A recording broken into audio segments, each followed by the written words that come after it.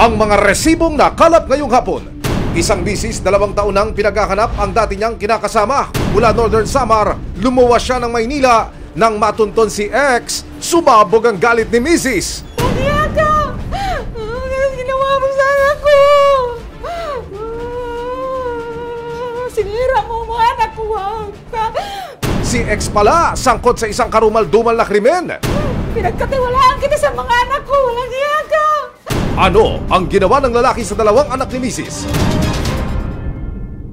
Huwag basta-basta magtiwala. Baka ang kinukuha nyo palang trabahador may tinatagong lihim. Ang construction site na ito sa Barangay Poblasyon sa Arayat, Pampanga, walang anumang kakaiba sa unang tingin. Pero sa loob nito, nagtatago raw ang isang lalaking nag-iiba ng anyo.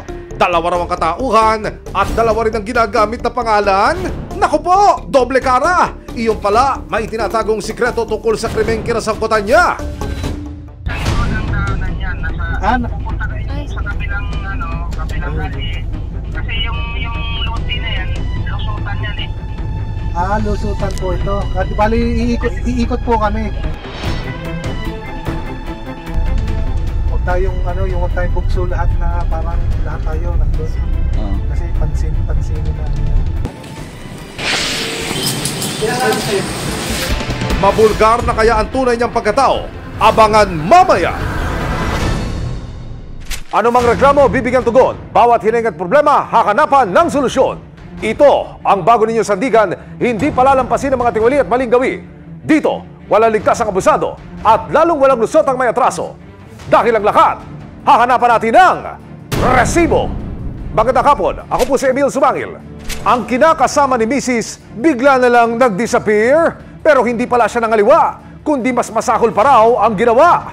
Dahil ang 2 batang anak ni Mrs. mistulan umanong ginawang sex slaves ni ex. Halos 7 taong tinakot, pinagbantaan, minaltrato at paulit-ulit na kinalay at inabuso. Iyan ang karumal-dumal na sinapit ng 2 magkapatid na nagmistulang sex slaves sa probinsya ng Northern Samar.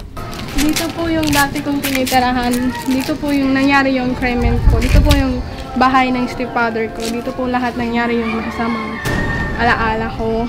Itatago namin sila sa mga pangalang Cristel, 20 taong gulang at Jessa, 17 taong gulang.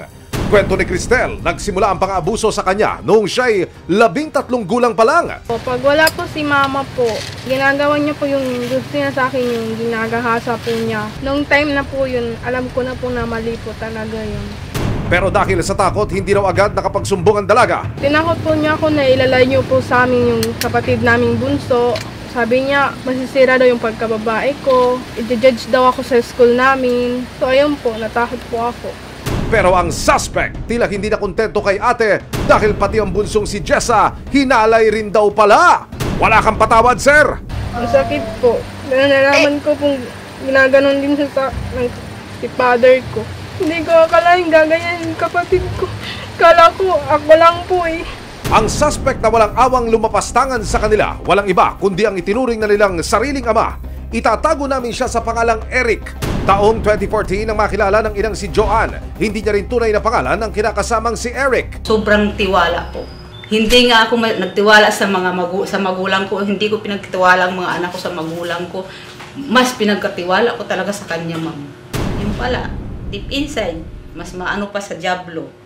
Ang hindi alam ni Joanne, sa mga oras na umaalis siya para magtrabaho, pinagsasamantalahan pala ni Eric ang 2 niyang anak. Habang wala po ako, yun ang ginagawa niyang kaanuhan sa mga anak ko, masakla po talaga. Tinuring niya po mga hayop ng mga anak ko, lalo na po pag wala ako. Dahil sa paulit-ulit na pang-aabuso sa magkapatid, sigaw ng mga biktima, tama na! Sobra na! Sobrang sakit po, ma'am. Kasi nawala po yung pagkababae ko eh. Dito na naglakas loob sina Cristel at Jessa na magsumbong sa ina sa ginagawang panggagahasa sa kanila ng suspect. Hanggang sa isang pangyayari po, nag-away po yung stepfather ko at yung kapatid ko. Bali nakasabi po siya na, ikaw nga ni-rape mo ako, sabi niya. So ayun nga po, nalaman ni mama na ginaganon kami.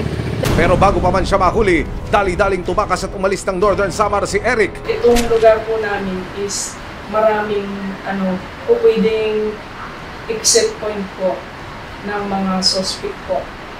po pwede po sila dumaan sa bundok, po pwede po dito sa kalsada mismo, po pwede rin po sa dagat. Kaya agad na nagsampa ng reklamo sina Joanne sa Gamay Northern Samar Police.